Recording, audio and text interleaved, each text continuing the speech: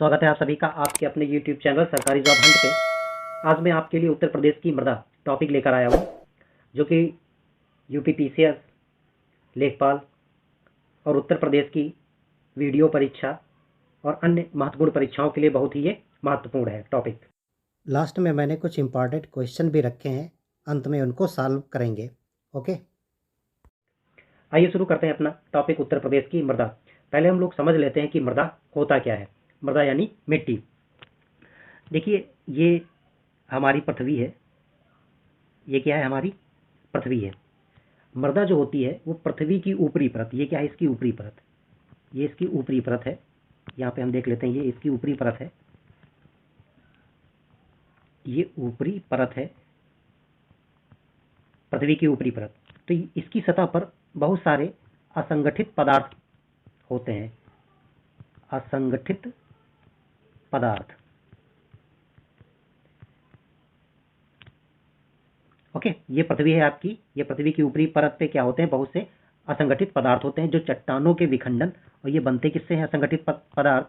ये चट्टानों के विखंडन, चट्टानों के विखंडन अथवा वनस्पतिक अवसादों के योग से बनते हैं।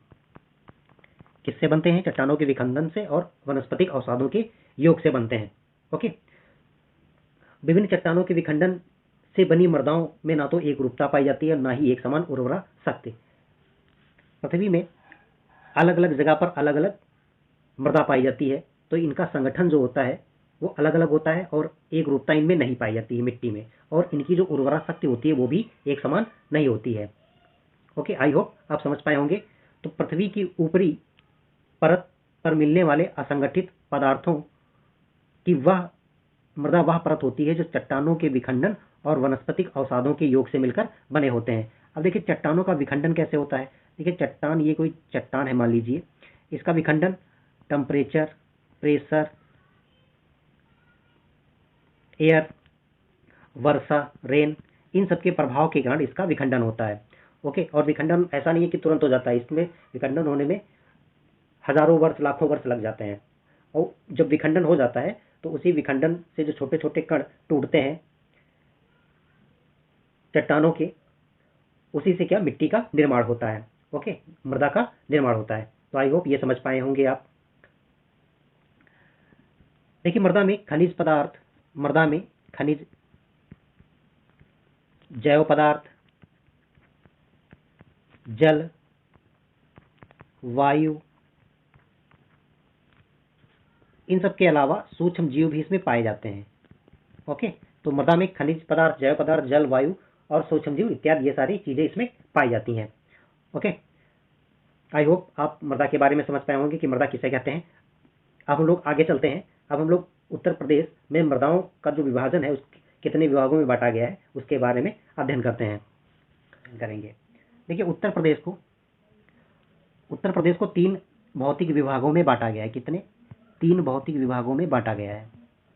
3 भौतिक विभागों में बांटा गया है। ये भौतिक विभाग आपके कौन कौन से, इस पे मैंने वीडियो अलग से बनाया हुआ है। अगर आपने नहीं देखा है तो नीचे मैं डिस्क्रिप्शन बॉक्स में लिंक दे दूंगा, वहां से आप देख लीजिएगा।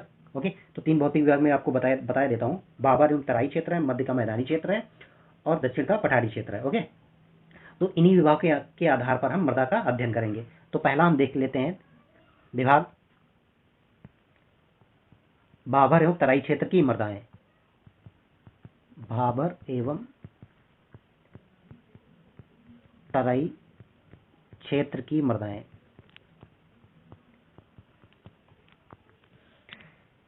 देखिए, भाबर एवं तराई क्षेत्र उत्तर प्रदेश के उत्तरी भाग में है।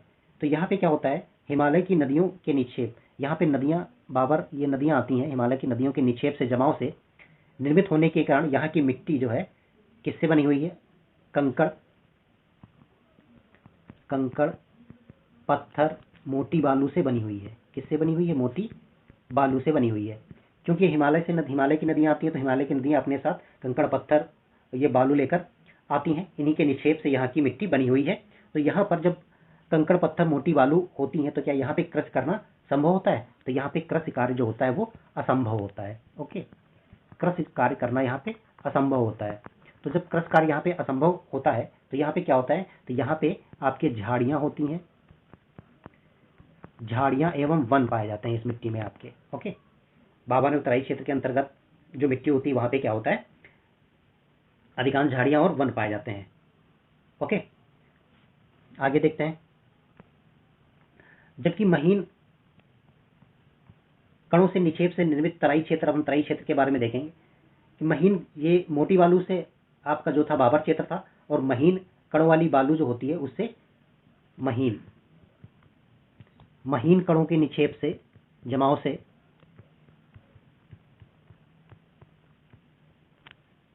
तराई क्षेत्र की मृदा बनी होती है।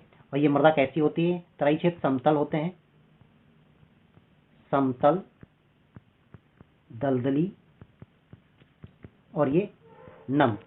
और यहाँ की जो होती है वो उपजाऊ मिट्टी होती है। कैसी होती है, उपजाऊ होती है। ठीक है, तो जो महीन कणों के निक्षेप से निर्मित तराई क्षेत्र की मृदा जो होती है वो समतल होती है, दलदली होती है, नम होती है और ये उपजाऊ होती है। इसके अंतर्गत हम लोग गन्ने और धान की पैदावार अच्छी होती है। ओके, तराई क्षेत्र के। तो आई होप भाबर एवं तराई क्षेत्र की मृदा के बारे में आप समझ पाए होंगे। अब हम लोग देखते हैं मध्य के मैदानी क्षेत्र की मृदाएं। आइए हम लोग चर्चा करेंगे मध्य के मैदानी क्षेत्र की मृदाएं। मध्य के मैदानी क्षेत्र की मृदाएं। ओके, देखिए ये मान लीजिए मध्य का मैदानी क्षेत्र है, पूर्व से पश्चिम, पूर्व, इधर मान लीजिए ये पूर्व है और ये पश्चिम है। ओके, तो पूर्व से पश्चिम दिशा में प्रदेश के मध्य भाग में स्थित यहाँ पे विशाल गंगा और यमुना के निक्षेपों से ये निर्मित क्षेत्र है। कौन सा, मैदानी क्षेत्र, मध्य का मैदानी क्षेत्र। ये किसके निक्षेपों से निर्मित हुआ है, गंगा यमुना नदियों के निक्षेपों से निर्मित हुआ है। और ये कब से है, ये प्लीस्टोसीन युग से है ये। ओके, इसका जो निर्माण है वो कब से है, प्लीस्टोसीन युग से इसका निर्माण माना जाता है। इस मैदान में पाई जाने वाली मृदा को, अब देखिए यहाँ पे जो मृदाएं होती हैं उसके अन्य नाम भी हैं। यहाँ पे इसको जलोढ़ मृदा भी बोला जाता है, जलोढ़ मृदा बोला जाता है, कछारी मृदा भी इसको बोला जाता है, इसको भात मृदा भी बोला जाता है, भात। ओके, अगर इस मिट्टी की हम बात करें जो मध्य के मैदानी क्षेत्र में मृदा है, ये मिट्टी जो है कांप मिट्टी, कीचड़ या बालू से निर्मित होती है। ये कांप मिट्टी,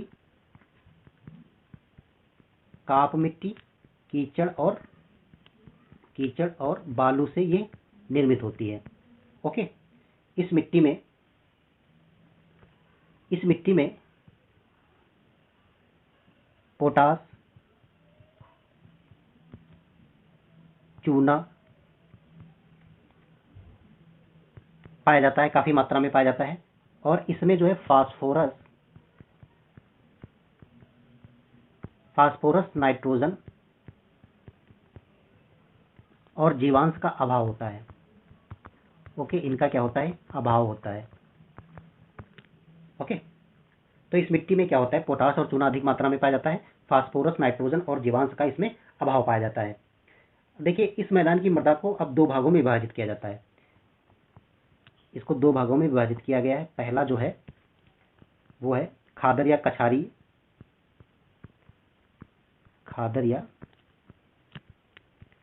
कछारी। इसको हम लोग नवीन जलोढ़ मृदा भी कहते हैं। ठीक है, दूसरा जो है वो है बांगर या पुरानी जलोढ़ मृदा। ठीक है, तो यहाँ की मिट्टी को दो भागों में विभाजित किया गया है, खादर या कछारी या नवीन जलोढ़ मृदा, दूसरा जो है बांगर या पुरानी जलोढ़ मृदा। ओके, आइए इसके बारे में हम लोग जानते हैं कि ये मिट्टी क्या है। आइए हम सभी लोग खादर मृदा के बारे में समझते हैं कि खादर मृदा क्या होती है।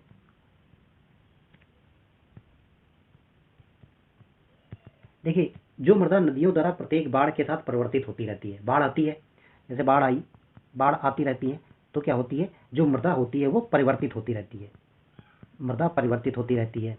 ओके, जब बाढ़ आती है तो नई मृदा, हर साल जैसे बाढ़ आती है तो उसमें नई मृदा अपने साथ बाढ़ के साथ आ जाती है, तो इससे क्या होती है, मृदा जो होती है वो परिवर्तित होती रहती है। तो इसे ही खादर या कछारी, इसे ही क्या बोला जाता है, खादर या कछारी या नवीन जलोढ़ मृदा कहा जाता है। ठीक है, अब यहाँ पे मैं आपको एक बात बता दूं कि नवीन काप मिट्टी वाले क्षेत्रों को खादर कहते हैं। नवीन काप मिट्टी वाले क्षेत्र जो है उनको क्या बोलते हैं, खादर क्षेत्र बोलते हैं। ओके, ये खादर क्षेत्र है। तो खादर क्षेत्र की मिट्टी जो होगी वो कैसी होगी, नवीन कांप वाली मिट्टी होगी। ओके, नवीन कांप वाली मिट्टी जो नदियों के द्वारा बाढ़ के साथ परिवर्तित होती रहती है। ओके, इसके रंग की बात करें तो इसका रंग जो होता है वो हल्का भूरा होता है। कैसा होता है, हल्का भूरा होता है, और ये छिद्रयुक्त महीन कण वाली होती है, छिद्रयुक्त महीन कण वाली होती है। ओके, इसके कण कैसे होते हैं, छिद्रयुक्त होते हैं, और ये महीन कणों वाली होती है। इस मृदा में चूना, पोटास,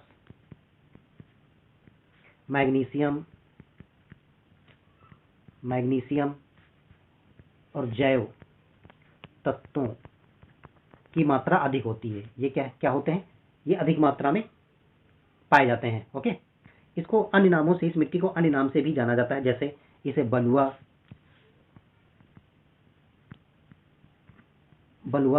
सिल्ट बलुआ,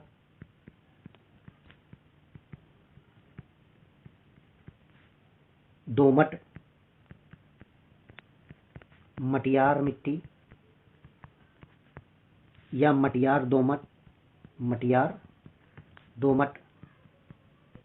इन सब नामों से भी जाना जाता है खादर मृदा को। ओके, इनकी जो उर्वरा शक्ति होती है, इसकी उर्वरा शक्ति की बात करें तो इसकी जो उर्वरा शक्ति होती है वो अधिक होती है, उर्वरा शक्ति जो है इसकी अधिक होती है। ओके,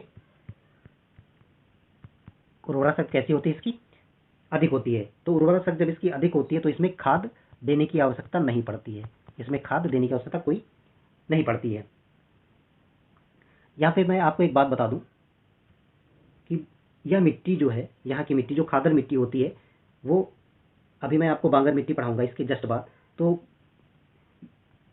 यह जो खादर मिट्टी होती है बांगर मिट्टी की अपेक्षा जल शक्ति धारण करने की क्षमता वाली होती है। ओके, तो खादर मिट्टी में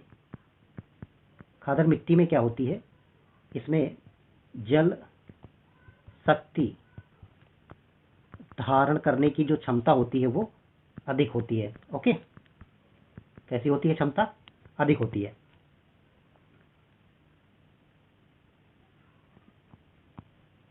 अब देखिए यहाँ पे एक बात और समझ लीजिए, गंगा यमुना उनकी सहायक नदियों के बाढ़ वाले क्षेत्रों में जो प्लेस्टोनोसीन युग में निर्मित ये मिट्टी बनी हुई है, इस बलुई मृदा में 10 से 20 फीट ऊंचे टीलों को भूर या भूण कहा जाता है। ओके, यहाँ पे जो 10 से 20 फीट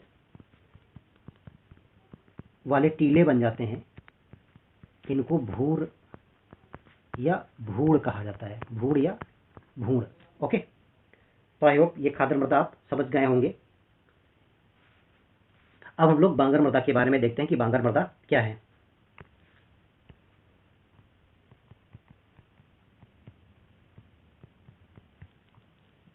बांगर मृदा,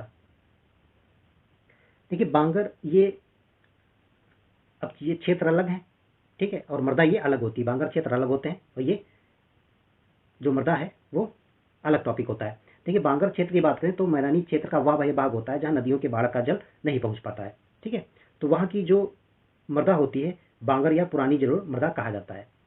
तो जल जब नहीं पहुंच पाता है, जैसे मान लीजिए ये कोई क्षेत्र है, अगर यहाँ पे जल बार बार जल पहुंच जाता है, बाढ़ का पानी पहुंच जाता है, तो यहाँ की जो मिट्टी होती है वो परिवर्तित होती रहेगी। ओके, अब जैसे ये कोई दूसरा क्षेत्र है, कोई ऊंचाई वाला क्षेत्र है, अब इस ऊंचाई पे बाढ़ का पानी यहीं पे एकत्रित हो जाता है, इस ऊंचाई पर इधर नहीं पहुंच पाता है, तो यहाँ की जो मृदा होगी वो क्या होगी, उसका रूप तो चेंज होगा नहीं, परिवर्तित तो होगा नहीं, तो वो क्या होगी, पुरानी जलोढ़ मृदा कहा जाता है उसको। ओके, ठीक है, तो ये पुरानी मिट्टी होती है। ओके, इसे क्या कहा जाता है, इसे अन्य नामों से उपहार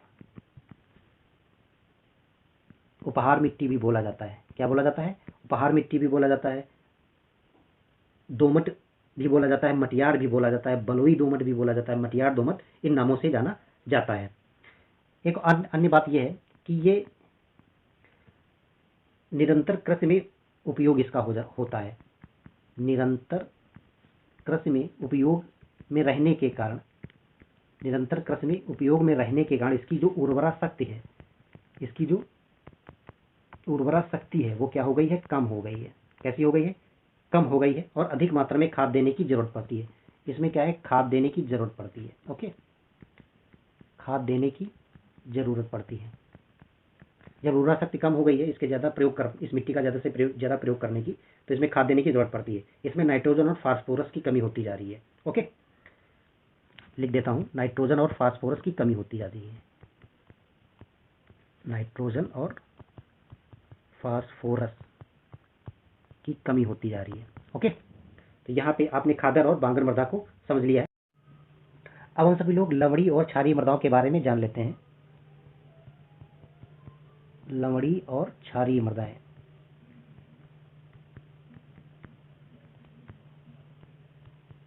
लवड़ी और क्षारीय मृदाएं, देखिए, प्रदेश के बांगर मृदा वाले क्षेत्रों में भूमि के समतल होने और जल निकासी का उचित प्रबंध न होने के कारण, नहरों से अधिक सिंचाई किए जाने के कारण, वर्षा की कमी होने के कारण, और लवण युक्त जल से सिंचाई और अधिक सिंचाई किए जाने के कारण, और एक ही जो जुताई है वो ज़्यादा गहराई तक न किए जाने के कारण, और अधिक क्षारीय उर्वरकों का लगातार प्रयोग करने के कारण लगभग 10% जो भूमि है वो ऊसर हो चुकी है। 10% भूमि जो है वो ऊसर हो चुकी है। और ये इनका जो इलाका है वो जैसे कानपुर, उन्नाव, एटा, रायबरेली, सुल्तानपुर, प्रतापगढ़, जौनपुर, प्रयागराज वाला स्थान है। ऊसर भूमि को रेह, बंजर, कल्लर नामों से जाना जाता है। ऊसर भूमि दो प्रकार की होती है। ऊसर जो भूमि होती है वो दो प्रकार की होती है। पहला जो है लवणीय ऊसर भूमि, लवणीय ऊसर भूमि, और दूसरा जो है वो है क्षारीय ऊसर भूमि।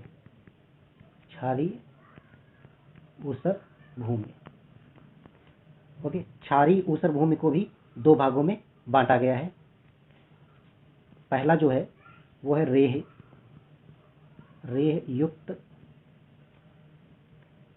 युक्त ऊसर भूमि, और दूसरा जो है वो रेहहीन ऊसर भूमि। ओके, रेहयुक्त ऊसर भूमि और रेहहीन ऊसर भूमि।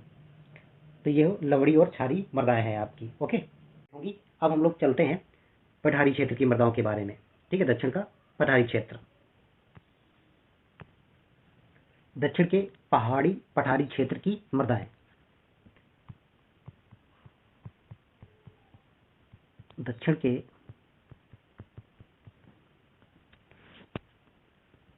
पहाड़ी पठारी क्षेत्र की मृदाएं। ओके, ये आपका तीसरा विभाग है। देखिए, दक्षिण के पठारी भाग में प्री कैम्ब्रियन युग की चट्टानों का बाहुल्य है। प्री कैम्ब्रियन युग की चट्टानें यहाँ पे पाई जाती हैं। इन्हीं चट्टानों के विखंडित होने के कारण, या विखंडन होने के कारण, विखंडन सही से लिख देता हूं, विखंडित होने के कारण, विखंडित होने का मतलब है कि भौतिक, रासायनिक और जैविक क्रियाओं के फलस्वरूप, ठीक है, इस क्षेत्र की मृदा का निर्माण हुआ है। तो दक्षिण के पठारी क्षेत्र में क्या है? प्री कैम्ब्रियन युग की चट्टानें हैं। इन चट्टानों के विखंडन के फलस्वरूप क्या हुआ है? इस मृदा का निर्माण हुआ है। ठीक है, इस क्षेत्र की बात करें तो ललितपुर, झांसी, जालौन, हमीरपुर, महोबा, बांदा, चित्रकूट, दक्षिणी प्रयागराज, मिर्जापुर, सोनभद्र, चंदौली, ये सब इसके क्षेत्र इसमें सम्मिलित है। इस क्षेत्र की मृदा को बुंदेलखंडी मृदा भी कहा जाता है। इसको अन्य नाम से किस मृदा से जाना जाता है? बुंदेलखंडी मृदा के नाम से जाना जाता है। ओके, यहाँ पे अन्य मृदाएं भी पाई जाती हैं, उन मृदाओं के नाम हम यहाँ पे देख लेते हैं। लाल मृदा है, लाल मृदा पाई जाती है। परवा, परवा, ठीक है, इसको पड़वा भी बोला जाता है, परवा या पड़वा मृदा। मार, मार या माड मृदा। राकर, राकर या राकड़ मृदा। ओके, और भोंटा, भोंटा मृदा। तो ये सारी मृदाएं जो हैं दक्षिण के पठारी क्षेत्र में पाई जाती हैं। ओके, एक एक करके हम इन मृदाओं के बारे में देखेंगे। सबसे पहले हम लाल मृदा के बारे में देखते हैं। लाल मृदा, देखिए इसका निर्माण की बात करें तो इसका निर्माण जो है बालूमय, बालूमय लाल विंध्य चट्टानों से हुआ है। किससे हुआ है? लालूमय, बालूमय विंध्य चट्टानों से हुआ है। ठीक है, देखिए लाल मृदा की बात करें तो लाल मृदा का जो निर्माण है वो बालूमय लाल विंध्य चट्टानों से हुआ है। इसमें जो है नाइट्रोजन, नाइट्रोजन, फास्फोरस, चूना, जैव तत्व की कमी होती है। इनकी क्या होती है? कमी होती है। और अधिकता किसकी होती है? लौह अंश की, लौह अंश की अधिकता होती है। ओके, लौह अंश की इसमें अधिकता होती है। ओके, तो इसमें कौन सी फसलें उगाई जाती हैं? इसमें दलहन, दलहन और तिलहन की खेती की जाती है। ओके, इसमें दलहन और तिलहन की खेती की जाती है। नेक्स्ट मृदा के बारे में देखते हैं, परवा मृदा, परवा मृदा या पड़वा मृदा। ओके,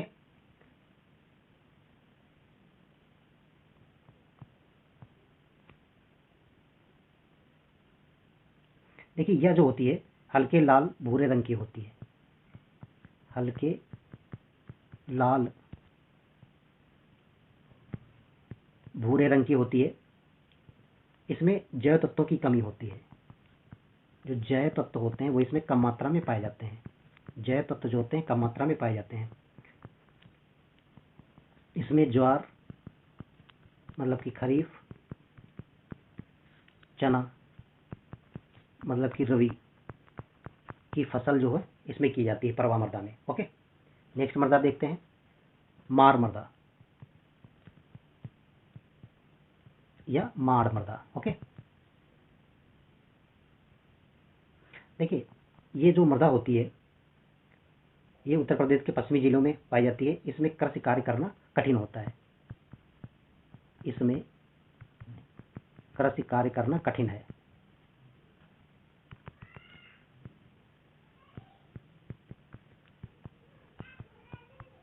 इसमें कृषि कार्य करना कठिन होता है। क्यों? क्योंकि यह मृदा जो होती है गोंद के समान चिपचिपी हो जाती है। जब इसमें जल मिलता है तो ये गोंद के समान, गोंद के समान चिपचिपी हो जाती है। ओके, तो ये गोंद के समान कैसी हो जाती है? चिपचिपी हो जाती है। इसमें अल्प अवधि वाली फसलें उगाई जाती हैं। ओके, नेक्स्ट मृदा देखते हैं, राकर मृदा, राकर या राकड़ मृदा।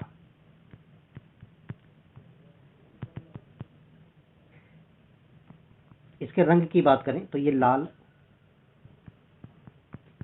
भूरे रंग की होती है। कैसी होती है? लाल भूरे रंग की। और ये ढालों पर पाई जाती है। इसमें जैव तत्व की कमी होती है, जैव तत्व की इसमें कमी होती है। तो जब जैव तत्वों की कमी होती है तो इसमें इसका मतलब खाद का ज्यादा प्रयोग किया जाता होगा। ओके, इसमें खरीफ और रबी की खेती की जाती है। तिल, तिल मतलब खरीफ और चना रबी की खेती की जाती है। ओके, भोंटा मृदा, भोंटा मृदा ये भी क्या है? बिंद चट्टानों के इसका निर्माण बिंद चट्टाने जो टूटने से इसका निर्माण हुआ है। इस रंग की बात करें तो इसमें रंग में लालिमा पाई जाती है। ठीक है, इसमें हल्की दोमट मिट्टी का मिश्रण हो गया है। इसमें जो है मोटे अनाजों वाली खेती होती है, मोटे अनाजों की इसमें खेती होती है। ओके, तो यहाँ पे अपना जो है उत्तर प्रदेश की मृदा का टॉपिक जो है वो कंप्लीट हो चुका है। आइए अब हम सभी क्वेश्चंस को सॉल्व करते हैं। पहला क्वेश्चन आप स्क्रीन पे देख पा रहे हैं, किस क्षेत्र की मृदा कंकड़ पत्थर तथा मोटी बालू से निर्मित होती है। ऑप्शन ए है भाबर क्षेत्र, बी है तराई क्षेत्र, सी है मैदानी क्षेत्र, डी है इनमें से कोई नहीं। तो इसमें जो ऑप्शन ए है भाबर क्षेत्र, ऑप्शन ए राइट होगा। भाबर क्षेत्र की जो मृदा होती है वो कंकड़ पत्थरों तथा मोटी बालू से निर्मित हुई होती है। नेक्स्ट क्वेश्चन की तरफ चलते हैं। नेक्स्ट क्वेश्चन आप देख रहे हैं कि क्षेत्र की मृदा में कृषि कार्य असंभव है। ऑप्शन ए है मध्य के मैदानी क्षेत्र में, बी है तराई क्षेत्र में, सी है भाबर क्षेत्र में, डी है या सभी। तो किस क्षेत्र की मृदा में कृषि कार्य असंभव है? भाबर क्षेत्र में। ऑप्शन सी जो है वो राइट होगा। नेक्स्ट क्वेश्चन की तरफ चलते हैं। मध्य के मैदानी क्षेत्र की मृदा में प्रचुर मात्रा में मिलता है। ऑप्शन ए है पोटास, ऑप्शन बी चूना, सी है ए और बी दोनों, डी इनमें से कोई नहीं। तो मध्य के मैदानी क्षेत्र में मृदा में जो प्रचुर मात्रा में मिलता है वो पोटास और चूना दोनों होते हैं। तो ऑप्शन सी जो है वो राइट होगा। ओके, नेक्स्ट क्वेश्चन की तरफ चलते हैं। निम्न में से किस मृदा की उर्वरा शक्ति अधिक होती है? ऑप्शन ए बांगर मृदा, ऑप्शन बी खादर मृदा, सी लवड़ी मृदा, डी क्षारीय मृदा। तो खादर मृदा जो है ऑप्शन बी इसमें राइट होगा। खादर मृदा की जो उर्वरा शक्ति होती है वो अधिक होती है। नेक्स्ट क्वेश्चन की तरफ चलते हैं। नवीन जलोढ़ मृदा किस मृदा को कहा जाता है? बांगर मृदा को कहा जाता है, या खादर मृदा को कहा जाता है, या लवड़ी मृदा को कहा जाता है, या क्षारीय मृदा को कहा जाता है? तो नवीन जलोढ़ मृदा जो है वो खादर मृदा को कहा जाता है। ऑप्शन बी जो होगा वो राइट होगा। Okay, next question. Next question आप स्क्रीन पर देख रहे हैं। खादर मृदा को अन्य मृदा के नाम से जाना जाता है। कछारी, बांगर, रेह, बंजर। तो खादर मृदा को अन्य नाम से कछारी मृदा के नाम से जाना जाता है। ओके, या इसको नवीन जलोढ़ मृदा भी कहा जाता है। ऑप्शन ए जो होगा वो राइट होगा। नेक्स्ट क्वेश्चन की तरफ चलते हैं। बांगर मृदा को अन्य मृदा के नाम से जाना जाता है। पुरानी जलोढ़ मृदा, उपहार मृदा, ए और बी दोनों, या इनमें से कोई नहीं। तो बांगर मृदा को पुरानी जलोढ़ मृदा भी कहा जाता है और उपहार मृदा भी कहा जाता है। तो इसमें ऑप्शन सी राइट होगा। ओके, नेक्स्ट क्वेश्चन की तरफ चलते हैं। ऊसर भूमि को किस नाम से जाना जाता है? रेह, बंजर, यहाँ पे कलर नहीं है, कल्लर है, कल्लर। ओके, कल्लर, या सभी। तो ऊसर भूमि को इन सभी नामों से जाना जाता है। ऑप्शन डी जो है वो राइट होगा। ओके, नेक्स्ट क्वेश्चन की तरफ चलते हैं। नेक्स्ट क्वेश्चन आप देख रहे हैं, उत्तर प्रदेश के दक्षिणी भाग में किन चट्टानों का बाहुल्य है? तो इसका उत्तर होगा प्री कैम्ब्रियन युग की चट्टानों का बाहुल्य है। ओके, तो यहाँ पे आपके क्वेश्चन समाप्त होते हैं। अब यहाँ पे अपना लेक्चर और क्वेश्चन समाप्त होते हैं। आपको ये टॉपिक कैसा लगा, क्वेश्चन कैसा लगे, कमेंट बॉक्स में बताइएगा। मिलते हैं हम सभी लोग नेक्स्ट वीडियो में नेक्स्ट टॉपिक के साथ। तब तक के लिए धन्यवाद। जय हिंद।